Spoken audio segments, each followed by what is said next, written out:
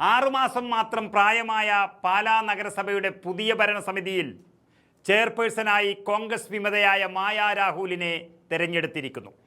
മാണി കോൺഗ്രസും CPM-ഉം അടങ്ങുന്ന LDF-നൊപ്പം കോൺഗ്രസ് ടിക്കറ്റ് നൽകി വിജയിപ്പിച്ചെടുത്ത വിമതർ എന്ന ഓമന പേരിട്ട് വിളിക്കുന്ന കൗൺസിലർമാരും ചേർന്നാണ് മായാ രാഹുലിന് വോട്ട് ചെയ്ത് വിജയിപ്പിച്ചത്.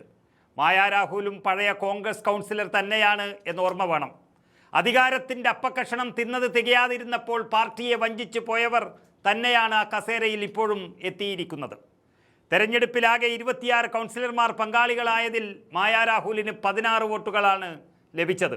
കോൺഗ്രസ് സ്ഥാനാർത്ഥിയായിരുന്ന റിയ ചീരാങ്കുഴിക്ക് 10 വോട്ടുകളും ലഭിച്ചു.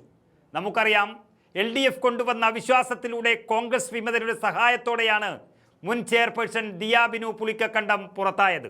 ഇത് LDF-ന്റെ വിജയം എന്നതിനപ്പുറത്ത് കോൺഗ്രസിൻ്റെ കഴിവില്ലായ്മയുടെ നിത്യസ്മാരകമായി മാറുകയാണ്. സ്വന്തം ചിഹ്നം നൽകി സ്ഥാനാർത്ഥിയാക്കി ജയിപ്പിച്ചവർ അഴിഞ്ഞാടിയപ്പോൾ അവരെ നിലക്ക് നിർത്താൻ കഴിയാത്ത കോട്ടയം DCC-യുടെയും കോൺഗ്രസ് നേതൃത്വത്തിൻ്റെയും തികഞ്ഞ പരാജയം അതാണ് അവിടെ കണ്ടത്. നാണമുണ്ടോ ഈ കോട്ടയം DCC അധ്യക്ഷന് മൈക്കിൻ്റെ മുന്നിൽ വന്ന് ഇങ്ങനെ വിടുവായത്വം പറയാൻ? പാലാ പോലെയുള്ള ഒരു നഗരസഭ സാധാരണ ഒരു നഗരസഭയല്ല. മാണി സാർ എന്ന അതികായൻ്റെ തട്ടകം, UDF-ന്റെ പൊന്നാപുരം കോട്ടയായി പതിറ്റാണ്ടുകളോളം ഉണ്ടായ ഒരു നഗരസഭ അവസാനം മാണി സാറിൻ്റെ മകൻ സകല മര്യാദകളും ലംഘിച്ച് മുന്നണി വിട്ടുപോയപ്പോൾ രാഷ്ട്രീയ എതിരാളികളുടെ കയ്യിലായിരുന്ന ആ നഗരസഭയാണ് ഇത്തവണ പിടിച്ചെടുത്തത്. അപ്പോൾ അതിനെ സംരക്ഷിച്ച് നിർത്തേണ്ടുന്ന ബാധ്യതയും കോൺഗ്രസ് നേതൃത്വത്തിനുണ്ടായിരുന്നു. പുളിക്കക്കണ്ടം കുടുംബം കോൺഗ്രസിനൊപ്പം നിന്നിട്ടുണ്ടെങ്കിൽ അവരെ കൂടി മാത്രമേ ഭരിക്കാൻ കഴിയൂ എന്ന് മനസ്സിലായിട്ടുണ്ടെങ്കിൽ അതിനർത്ഥം കോൺഗ്രസിനെവിടെ ഒറ്റയ്ക്കുള്ള ശേഷിയില്ല എന്നും അതിനായി ഒറ്റക്കെട്ടായി ഇനി നിൽക്കണമെന്നും തന്നെയായിരുന്നു. പക്ഷേ കോൺഗ്രസ് കൗൺസിലർമാർ ചെയ്തതെന്താണ്? സീറ്റ് നൽകി വിജയിപ്പിച്ചെടുത്തൊരു പ്രസ്ഥാനത്തെ വഞ്ചിച്ച് ഇടതുപാളയത്തിൽ അന്തി ഉറങ്ങാൻ പോയപ്പോൾ അവരെ നിലക്ക് നിർത്താൻ ഈ DCC നേതൃത്വത്തിന് കഴിഞ്ഞില്ല. വിപ്പ് നൽകാനും നൽകിയത് സ്വീകരിക്കാനും അവർക്ക് കഴിഞ്ഞില്ല എങ്കിൽ പാർട്ടി വിരുദ്ധർ എന്ന് മുദ്രകുത്തി രാഷ്ട്രീയമായി അവരെ അയോഗ്യരാക്കി മൂലക്കിരുത്തണമായിരുന്നു.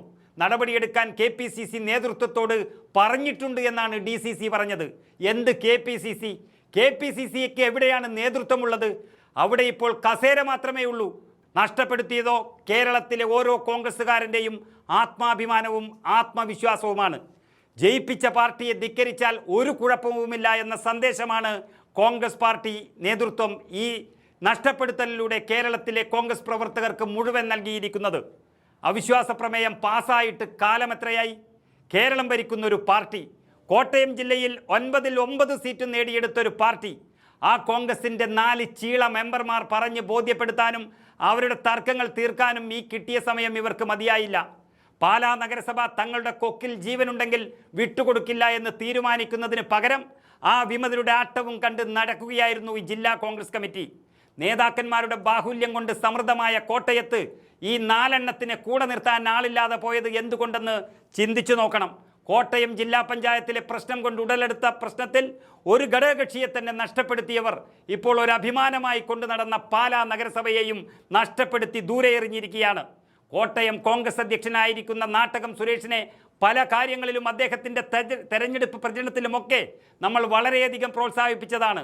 അദ്ദേഹത്തിൻ്റെ വിജയസാധ്യതകളെക്കുറിച്ച് പറഞ്ഞതുമാണ്. പക്ഷേ 100 MLA-മാരുടെ സീറ്റിനേക്കാളും വലുതാണ് പാർട്ടി പ്രവർത്തകരുടെ വികാരം എന്നുള്ളത് അദ്ദേഹം കാണാതെ പോയി. പാലായിലേറ്റ തിരിച്ചടി കേരളം മുഴുവനുള്ള കോൺഗ്രസ് നേതാക്കൾക്ക് വിഭാഗീയ പ്രവർത്തനം നടത്താനുള്ള ഒരു ലൈസൻസായി മാറിയിരിക്കുകയാണ്. ഇനിയെങ്കിലും കിട്ടിയ പുതിയ പദവിയിൽ അഭിരമിച്ച് നടക്കാതെ പാർട്ടിയാണ് വലുതെങ്കിൽ ഈ അധികാരത്തിൻ്റെ അപ്പക്കഷണത്തിന് വേണ്ടിയും അനാവശ്യ വാശി ജയിക്കാൻ വേണ്ടിയും കോൺഗ്രസ് എന്ന പെറ്റമ്മയ്ക്ക് വില പറഞ്ഞ അവസരവാദ രാഷ്ട്രീയത്തിലെ അഭിനവ യുദാസുകളെ ഇനിയൊരു തെരഞ്ഞെടുപ്പ് ഗോതയിലും എത്താൻ കഴിയാതെ ജനാധിപത്യത്തിൻ്റെ പൂട്ടിട്ട് പൂട്ടാൻ നിങ്ങൾക്ക് കഴിയണം. എന്നിട്ട് കേരളത്തിലെ കോൺഗ്രസ് പ്രവർത്തകരോട് പറയണം, കോട്ടയം DCC ഇതാ തെറ്റു തിരുത്തിയിരിക്കുന്നു എന്നുള്ളത്. അതിനാണ് കേരളത്തിലെ കോൺഗ്രസ് പ്രവർത്തകർ കാത്തിരിക്കുന്നത്.